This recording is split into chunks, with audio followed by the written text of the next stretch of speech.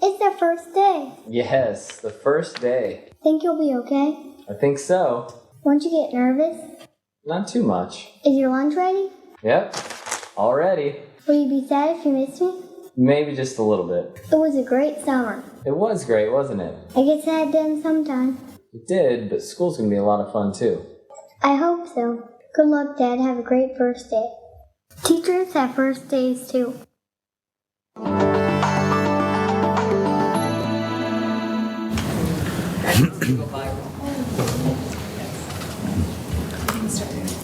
I call to order this meeting of the Lincoln Board of Education for August 9th, 2016. Laura, would you please call roll? Ms. Byer. Here. Mr. Boswell. Present. Mrs. Danek. Here. Mrs. Duncan. Here. Mr. Mayhew. Present. Ms. Mumgarde. Here. Mr. Schulte. Here. I would note that the Open Meeting Act is posted at the back of the room. And we begin tonight's festivities with a public hearing on the 2016-17 proposed budget. I hereby open this public hearing before the Board of Education of Lincoln Public Schools. This hearing is conducted under the provisions of the Nebraska Budget Act and other Nebraska laws. The purpose of this hearing is to receive input regarding the proposed budget for the 2016-17 school fiscal year. The input received in this hearing will be taken into consideration by the board when we take action on the proposed budget. Would the first person wishing to speak please come forward now? Seeing no one wishing to speak, I hereby close this public hearing. This concludes this evening's public hearing for Lincoln Public Schools. We will now continue on with the agenda. There are 3 sets of minutes for our approval. Are there any additions or corrections? Seeing none, those will stand as approved. Next, under special reports, presentations, and celebrations of success, I would like to recognize Connie Duncan.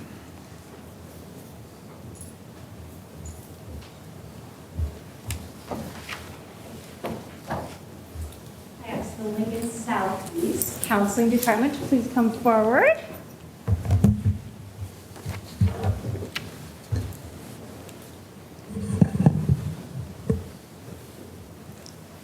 You get to just stand right up here next to me, and you can face them. Lincoln Southeast High School's Counseling Center has been designated as a recognized American School Counselor Association model program. The honor represents the culmination of a comprehensive approach to school counseling defined by the best practices nationally and the unique needs of students locally. The Counseling Center team at Southeast focused on improving its graduation rate among African American and Hispanic students. It followed best practices for staff to become more culturally proficient, provide more comprehensive support, and offer extended learning opportunities for students. These efforts proved to directly impact students as the graduation rate for public subgroups were higher than 90%. The most recent goal is set by Lincoln Public Schools. In its application for this honor, the counseling team noted that this would not end their efforts. Looking forward, LSE school counselors see a continued need for supports for our minority students. We will continue to work with the student advocates, community supports, and in building supports to develop individual plans for students not on track to graduate in 4 years.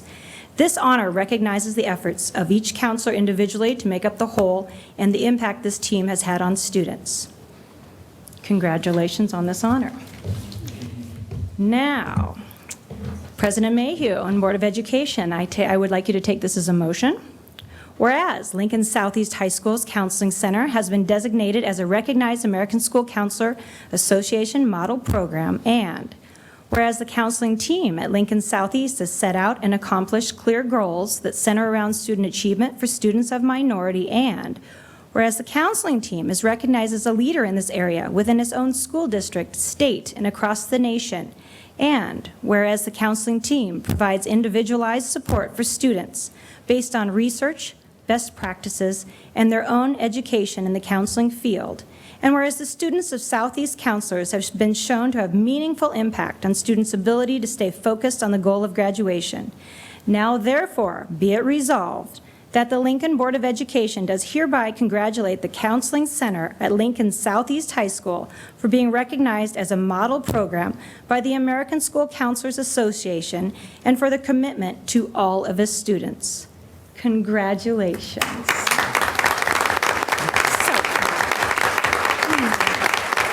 So, I have to tell you, about 1 month into my Board of Education, I get a call from this counseling center and said, "We have your first duty.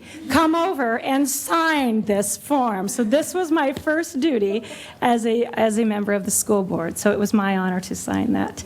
And many of these counselors I worked with at Southwest High School. So these are my colleagues. So I'd like you each to introduce yourselves, if you don't mind.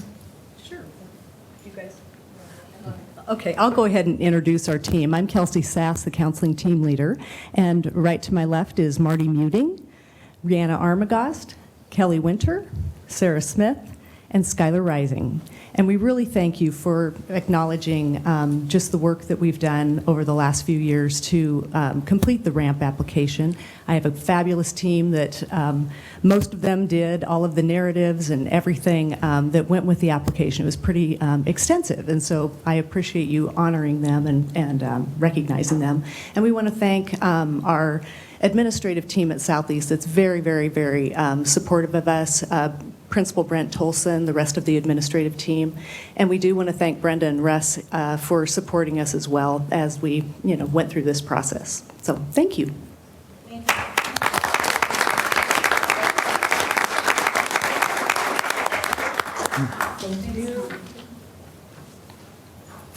Okay, Connie presented that as a motion. Is there a second? Kathy?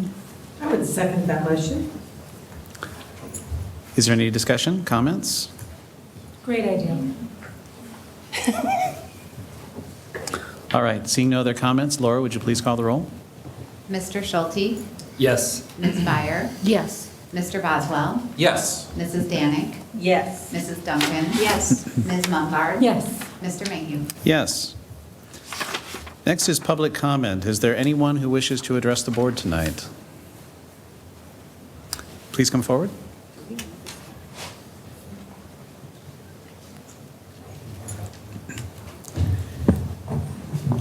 And we'll ask you to start by introducing yourself, and as soon as you start talking, you'll have 5 minutes. Great. My name is Jeff Cole. I'm an LPS parent.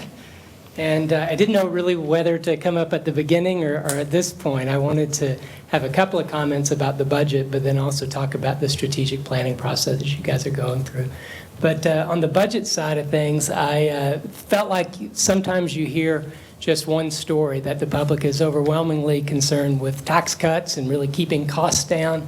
And while that is a very important consideration, I think it's equally important that we always think about maximizing opportunities. And there's no more important opportunities than early investments. I think as a community and as a society, there's no investment that pays long-term benefits for all of our society. And you can look at the numbers for the return on investments in early childhood education and in school day programs, and they're rock solid. And so really encourage you not just to think about keeping the tax rate low, but keeping the opportunities high. And really, as you're going into your budget setting and your strategic planning, think about the long-term implications of the investments that you make and the ripple effects that they'll have throughout time.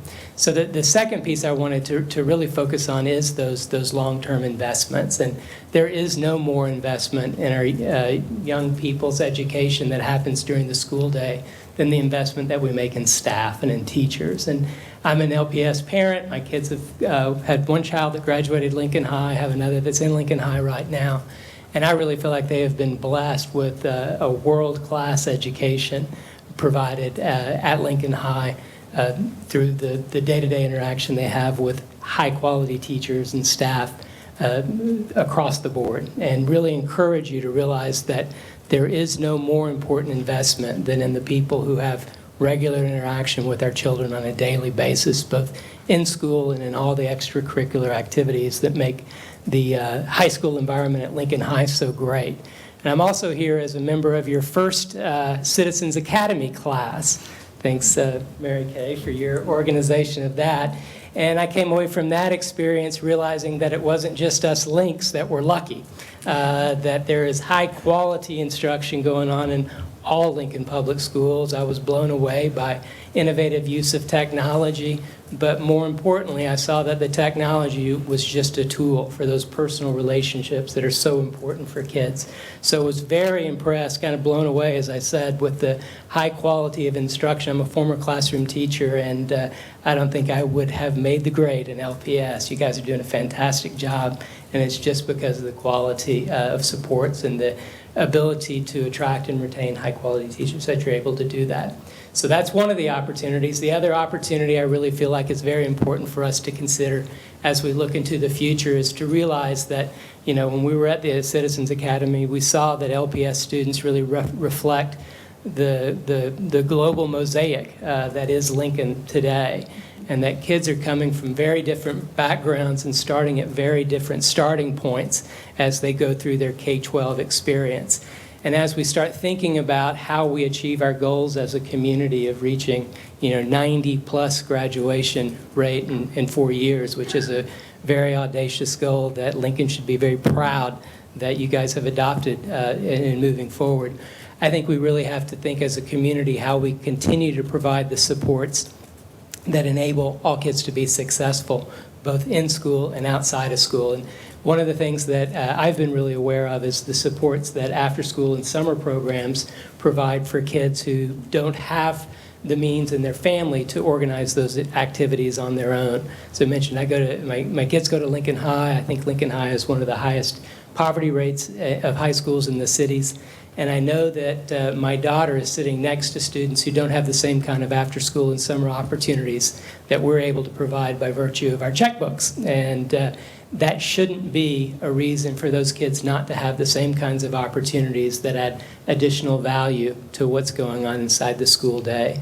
So Lincoln has a fantastic, nationally recognized program of community learning centers that have been operating for many, many years and providing those supports in high-need schools. I really encourage you to consider continuing and increasing those kinds of opportunities as we face increasing diversity and challenges in terms of where students are starting and the kind of supports they get throughout their academic career. As you're going into your strategic planning process, I really encourage you to look at some of those promising models, and there are plenty of them in LPS right now, high-quality programs at the elementary and middle school level, serving kids that really need those supports, and think about how you can increase that so that every child in Lincoln has the opportunity to get college and career ready by the end of the 12th grade year so that they can step in and immediately contribute to our economy in this city. We need all hands on deck. Lincoln is a fantastic place to live. I'm so honored and privileged to have had the opportunity to raise my kids here.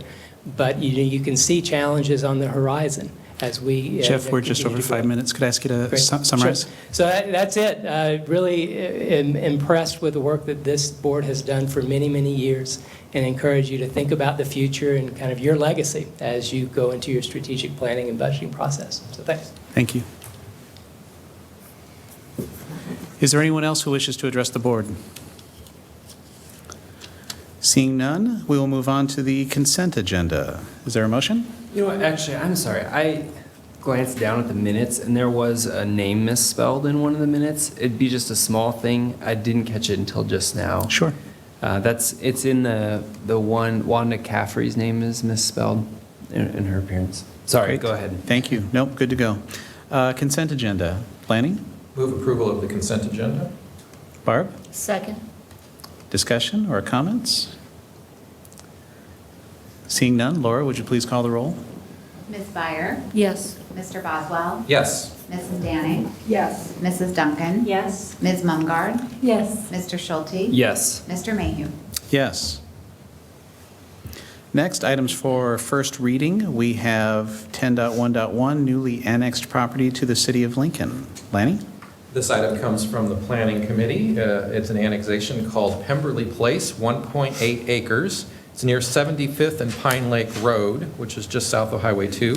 And the recommended assignments are Maxey, Pound, and Southeast High School. If there's any questions or comments, we'd take those. Otherwise, this would come back in 2 weeks. Thanks, Lanny. We'll look at that in 2 weeks. Next is item 10.1.2, the 2016-17 Lincoln Public Schools budget adoption. And we are going to start with a presentation from staff.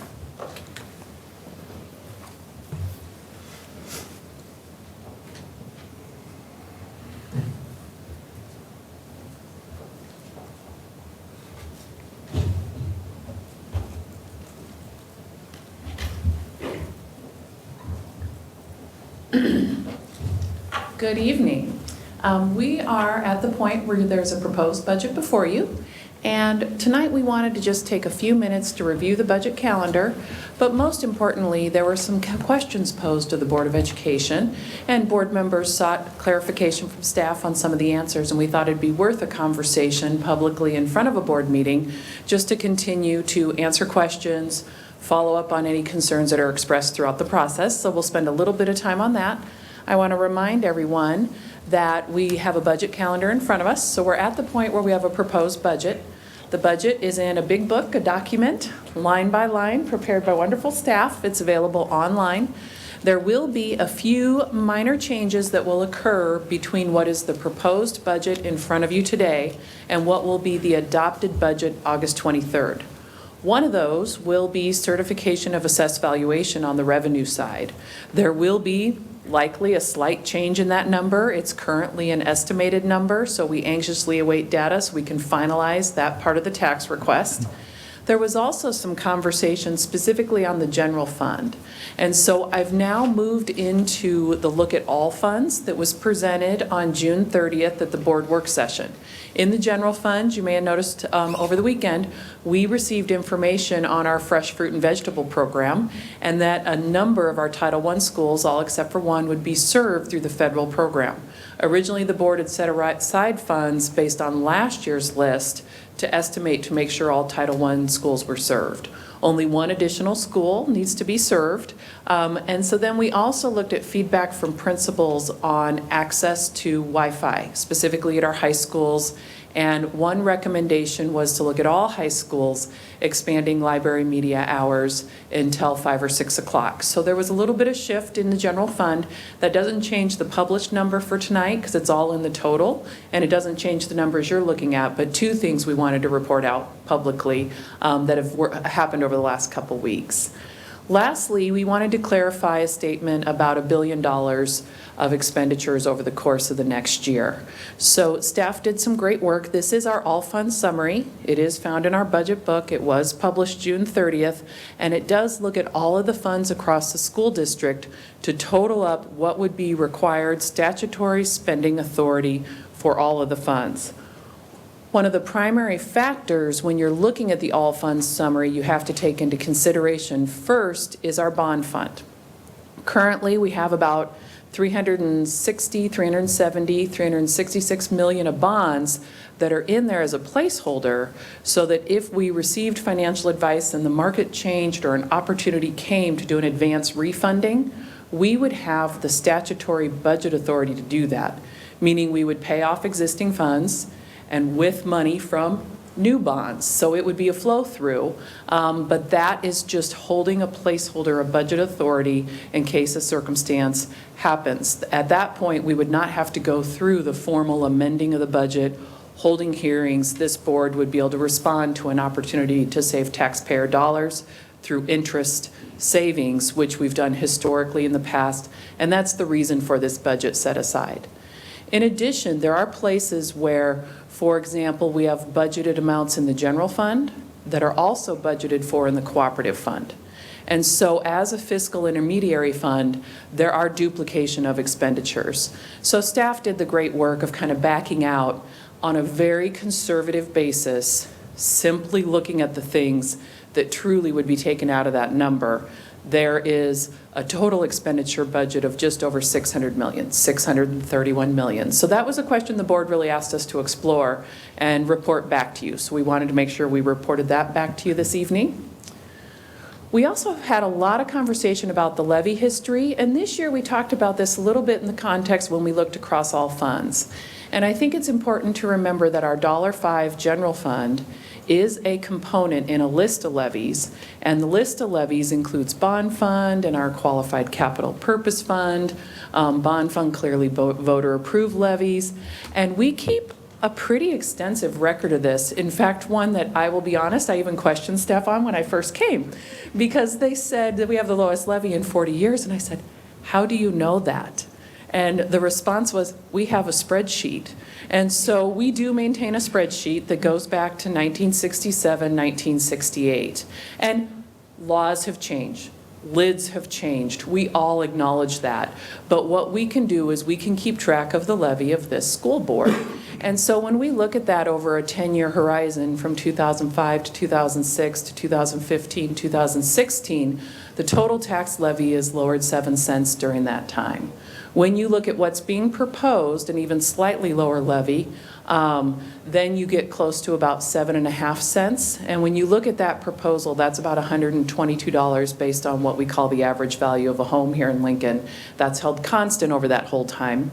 Very important note, so that it's apples to apples, that it's about $122 per taxpayer for the average value of a home. So we wanted to provide a little bit of a lens into that levy history in more of a narrative format. This document, though overwhelming and a lot of numbers, will look familiar. This is something we started publishing last year when we looked at the different statutory changes and the total levy for the district. So we plan to update this every year as well. But we wanted to put a little narrative for it for all of you and for transparency in the community. We are estimating a property tax rate that I indicated that is very slightly less than before, but that does mark that low point since all of our records are historical records of 67, 68. When I was talking with Mary Kay Roth, sorry, I really do find all this very funny, but I said next year will be 50 years, so we'll be looking at having that 50-year history, which is nice to have. So that's what we look at, that's what we pay attention to, that's what you ask us to pay attention to. And I know we have a lot of conversation about the general fund. We talked about the general fund, the shift to the building fund.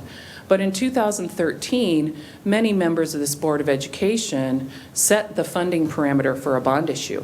And that funding parameter for a bond issue was very explicitly stated to staff, which is build us a debt schedule, create a dollar amount that takes advantage of debt service windows and does not raise the tax levy. And so the decisions on crafting bond issues, the decisions on the general fund, the decision this year with the building fund all go into that combined picture of the levy for the school district. And with that, that concludes just the few updates we talked about that might be relevant based on the conversations that have occurred over the past couple months, and be ready to answer any questions you have. This will come back to you. The total numbers that are published in the paper, we actually do a process where we do a notice of summary changes, so we follow all the statutory guidelines, but this will come back to you for an adopted budget at our next meeting. Great. Comments or questions? Kathy? Not really a question, it's more of a comment. First, I want to say thank you. Our budgets have always been forward-thinking, and I like the way that we do 3 to 5 years out, and we kind of look long-term, not just on expenditures, but also on revenues, and we still always seem to have a list of needs that we can't fund, or we fund in minimal manners. But they're still there, and they're still needs nonetheless. I also like that we recognize the ebb and flow of the way the assessor does their job in reevaluating our district property. And people always say, well, how come you get a high point and you've got a lot of money sitting there? And, well, we're going to need it next year. And lo and behold, this is year 2. And guess what? We needed part of it this year. So I also want to thank staff for that. And finally, we're talking about the refinancing of the bonds, Because I've been around long enough to know that when we do that in your community, we saved X amount of millions of dollars just by somebody refinancing those bonds. And the taxpayers are always very, very appreciative. So do we have a spreadsheet on that of how much we've done when we refinance bonds over the years? We have probably all the data we need in the budget book. It's just a question of consolidating it down into one spreadsheet, and that's something we could take a look at. I do know the last refinancing that we pursued last summer was in excess of $12 million. And I think that's one over of the life of the bonds, of That's course. one of the most important things, I think, for the taxpayers to also understand. Well, it always looks like you get your tax statement, we're always finding a way to make sure that that money's put back and reinvested into LPS or given back in other ways. And we do those bond issues and we make sure that we're good stewards of the public's money. So thank you for all your hard work. And thanks for, 60 years of data that we can go back and check that levy. I think we call it a levy now, then it was called a mill, and I think it's been called several different things over my tenure in watching the board and then being part of it. So thank you. Other comments or questions? Matt? What was the change on the nutrition program? Did you say Sure, Could you just go over that again for Yep. me? So we had planned to cover all Title I schools. And so we had a budgeted amount estimated for that of, Sherry, I'll find that for us while I'm looking. And we were able to reduce it because the list came out. Actually, it was board approved last Friday with the State Board of Education, and only one school was not included. So we only needed to budget for one school. So we were able to reduce that budget line. And so in response to that, we were hearing from principals that we would really like to have libraries at high school open until 5, potentially 6 o'clock for students. And so we were able to reshift money and meet that need in a budget neutral. It's not increasing the total budget, it's just a shift of the budget lines. Okay. Gotcha. Thank you. And it's a little over 70,000 is the money that moved.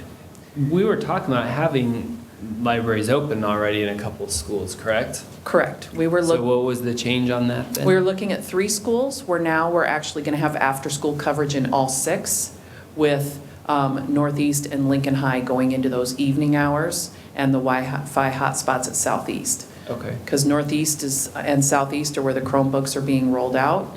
Lincoln High already has substantial Chromebooks with the IB program and the Focus program population there. Yeah. So the 3 schools that have the density of Chromebooks would have some after-hours service beyond that 5 to 6 in some form or fashion. But as Mary Ryman was doing great work gathering input from principals, she heard pretty loudly from the other 3 high schools that their libraries close at that 3:30, 4 o'clock end of duty day, and that they thought students would really take advantage of some additional time even now. Yeah. And the previously libraries weren't open at all? None of them were open beyond 3:30 or 4? They were typically closed at the end of the duty day, which would be between that 3:30, 4, maybe a 4:15 timeframe. Well, similar to, I guess, what I said last time on that, I'd really like for us to track and make sure that we're actually using those libraries. So I saw that in the finance meeting minutes, but maybe just a chance to Yes. reemphasize that. If I We plan could, to have processes for that, absolutely. yep, if I could characterize the conversation, and Connie and Annie can hop in if they want, but what we talked about was the idea that, of treating this sort of as a pilot at the new schools, because one of the questions asked was, well, if this is of value, would we want to go to 8 o'clock at all of the high schools? And the answer, that's just not something we can answer right now. We did get feedback from principals that having all of the high schools open until 5 or 6, depending on their needs, would be needed and used and appropriate.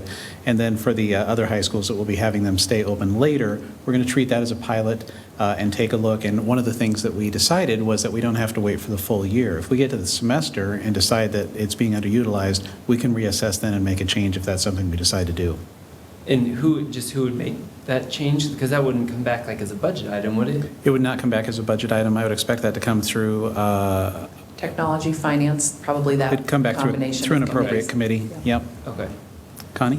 And not only were we going to track if they were coming to get internet service, but were they coming to get help with homework? Sure. Because I think that's important. I think we need to decide if they're just coming to get internet help, that's what we want. But if they're coming because they're having trouble with homework, we need to know that. Sure. Annie? Mary also pointed out that then the question would be, how would we respond to that need? That would be the next question.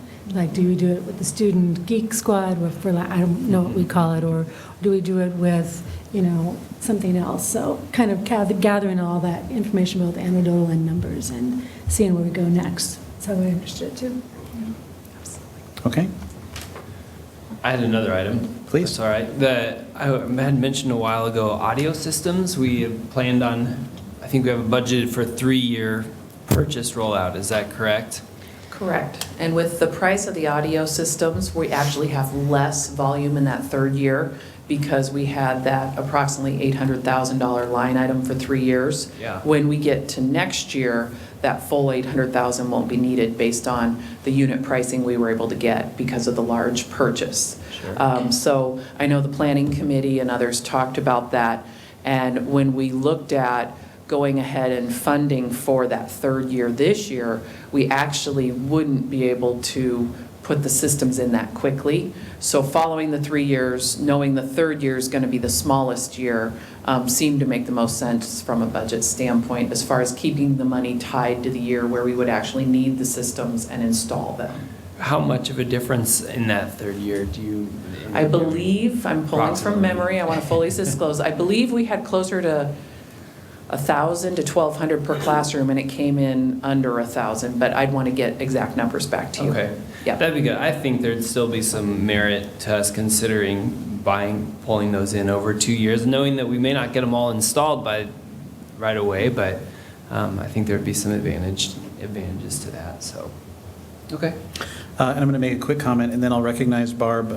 But one thing that I said to Matt before the meeting, and I would say it again in front of everybody, keep in mind that the budget that we're looking at tonight is the work that the Finance Committee has done. No committee makes decisions or creates the budget. These are the things that came out of committee, but the budget is decided by the full board.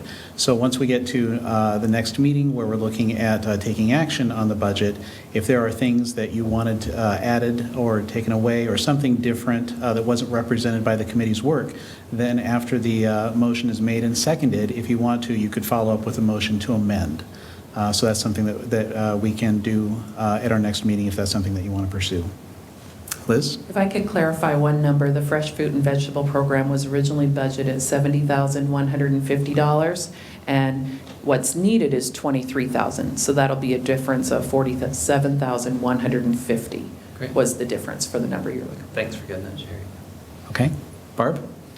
Well, overall, I support this budget. I want to thank staff for their efforts. This is a lot of work, and you do an excellent job, and I really appreciate that. And I want to thank the Finance Committee as well. I am very appreciative that we're going to be opening up the libraries in all the high schools. I do encourage each high school and the district office, maybe through the website, to go and really market this excuse me, to our students. I've gotten a fair amount of commentary over the last several weeks from teachers who feel as though this is an absolute necessity to go and improve our success rate. I also, as we go forward with our budget in the future year, because really it never stops, I want to take a moment to go and be really mindful of something that I think is very necessary, and that is that when we fund new programs, such as it's new for us to totally do early education, childhood education, and not have our community partner. I think that we need to go and look at quality and evidence base. And I continue to have concerns with some of our more recently funded programs in the last couple of years, namely Success Schools, on the success that is experiencing, because if I understand right, it's about a 15, maybe 20% return rate after a year being in the program for students that are in that program, and that's a concern to me for the students and their families, but also from a budgetary viewpoint on the tremendous amount of resources going towards this program, and I still have not seen the evidence base, the data supporting this program.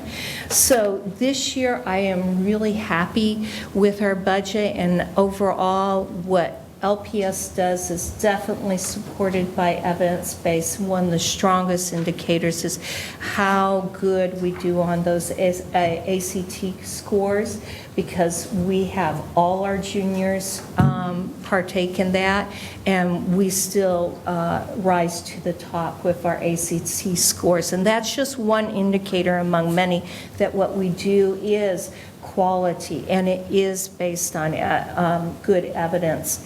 But I do want us, as we look to the future in our budgets, to be mindful that we should base our decisions on funding programs on what the data is telling us. So again, thank you. Great comments. Thank you, Barb. Anybody else have comments?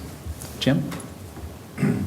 Yes, I would simply caution the board that to the extent staff's goal, our goal is to let you have what the collective will of this body wants.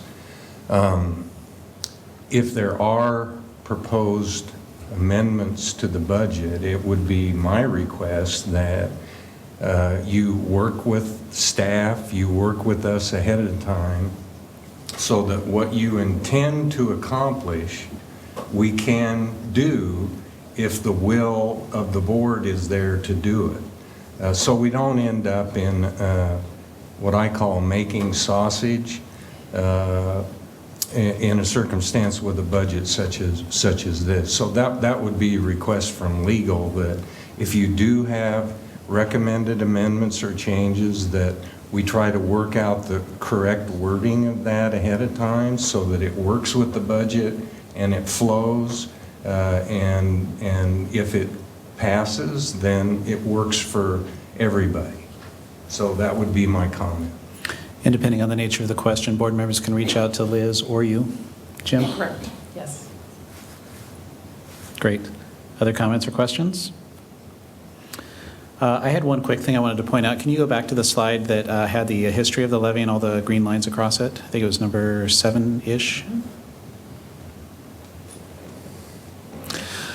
Thank you. I wanted to highlight that because you had made a comment, Liz, that I think is particularly relevant. One of the things that people sometimes say is that with our levy rate, and we talk about how it's the lowest it's been in 40 years, is they attribute that to chance or luck or something like that.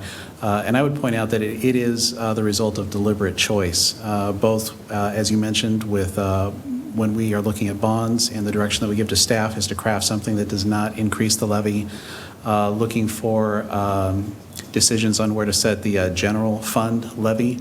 And I think, honestly, that it's unfair sometimes when people look just at that general fund levy and then make decisions about the whole bond or the whole budget and the decisions that we've made over the last several years. And sometimes people point out that we're at the max levy for the general fund of $1.05 this year, and that's true and has been for the last several years. But as you can see from this chart, going back to 2008, 2009, and before that is the temporary aid adjustment, things get a little murky. But in the last 8 years, half of the time, 4 of those years, we have levied less than the $1.05 maximum that we could have levied. And so I think that that's important that people realize that we do take opportunities when we can and when it's appropriate to try to lower the property tax levy. But I would still maintain that despite our efforts, the only way that we're going to get substantial or meaningful property tax relief is that the legislature is going to have to make us as a state less reliant on property taxes for education funding. So I just wanted to point that out. All right, if there are no other comments or questions then, this will be back for action at our next meeting. Thanks, Liz. Next, we have items for action tonight, several items from the Policy Committee. Item 11.1.1, Policy 4772. Barb? Just a second. This is second reading, and we have a series of policy changes, most of them based on changes with the Every Student Succeeds Act. And I'm going to turn this over to John Neal, who can speak better to this and explain each of them. Thank you very much.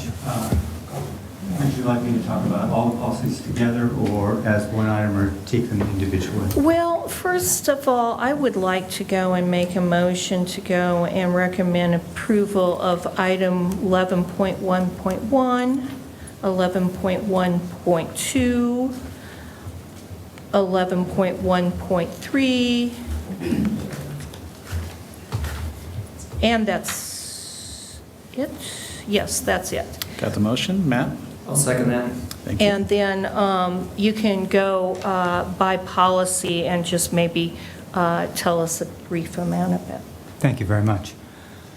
Policy 4772 is a reflection of changes from No Child Left Behind in the transition to the Every Student Succeeds Act. It's required policy language that all school districts across the country will be instituting over this next year. This is considered the transition year between No Child Left Behind and ESSA, or Every Student Succeeds Act. Policy 5502 is capturing the basic policy language, protecting students during academic time from unnecessary intrusion by outside people wishing to interview students. This includes peace officers, probation officers, counselors, people from outside the school. It protects that time during the during the school day to allow students to have full access to their educational opportunities. It moves the particular language for how administrators should protect that time, how they should interact with governmental agents wishing to interview students into Regulation 5502.1. And so some of the language you see that's been deleted from the policy hasn't gone away. It's moved into a complete regulation to provide that guidance to the building staff. And finally, policy 6283, 6421, 6570, 6742, and 8442. All of those just include some small edits of language, including things like taking out references to No Child Left Behind since it's no longer in place, but just small edits that don't change the scope or the intent of the policies, and those have been included in one item, all 5 policies to move forward. All the language is the same from when it was presented during first reading. I'd be happy to answer any questions on any of the policies. Questions for John? Seeing none, Laura, would you please call the roll? Mr. Boswell? Yes. Mrs. Danning? Yes. Mrs. Duncan? Yes. Ms. Mumgarde? Yes. Mr. Schulte? Yes. Ms. Meyer? Yes. Mr. Mayhew? Yes. Next, that brings us to item 11.2.1, the 2016-17 Board and Superintendent Goals and Priorities. Before I ask for a motion, I would just like to explain one of the points of conversation at our last meeting was Goal 2, which was talking about looking at the results of the special education review. One of the concerns we'd had was, is that enough time as it was originally worded for staff to be able to come back with plans and action steps? And so some different language was suggested, which sounded more like by February 1st, having a report or an update on progress. In conversations that I had with several board members since that last meeting, the consensus was that there was a fair amount of discomfort with that language, so we've reverted back to the language as it was originally presented. I had a conversation with Steve, and Steve said that he is comfortable with this language and is comfortable with that timeline. So that is the language that we have presented for tonight. So with that, I would ask for a motion. Lanny? I move approval of item 11.2.1, 2016-17 Board and Superintendent Goals and Priorities as printed in our board materials. Thank you. Kathy? I would second that motion. Discussion. Matt? Maybe just one clarifying thing. Do we want to comment at all on the strategic planning process at this point? Or is this, is this a time when we're willing to say, hey, this is when we're hoping to begin maybe, or something like along those lines? Sure, I could talk about that a little bit. I've had conversations with every board member and with Steve as well. And if we are to approve these goals as printed tonight, then obviously we're going to be taking on the task of working on an update to our strategic plan over the next year. The last time that we did it, 5 or 6 years ago, we came up with a pretty good process for it. The process for this time around, I think, could be informed by that, but I think it could also be a new process if that's something that we decide we want to do. If we approve this tonight, then one of the next steps that'll happen is it would be my intention to appoint an ad hoc committee then to get together and to start working on what that process would look like for next year. But if we were to follow something similar to last time, then in very broad strokes, what we'd be talking about is a process where we're looking at gathering a lot of support from the community. It's been described as kind of taking the pulse, seeing where people are at. There are several important topics that we'll be asking for that feedback on. And then after getting all of that feedback, then we would enter into a process as a board with help from staff and other people to then turn that feedback into a working document that will help drive our major decisions for the next several years.